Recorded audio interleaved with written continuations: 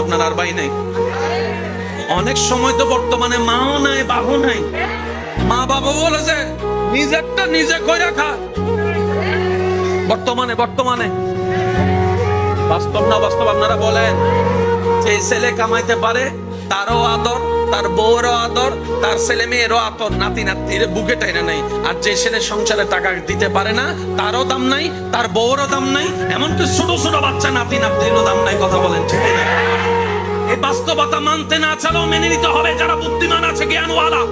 রব বলে যে দিলটা কাউকে দিস না যারা ভেঙে দিতে পারে, বরং দিলটা আমি রবের নামে ছেড়ে দে।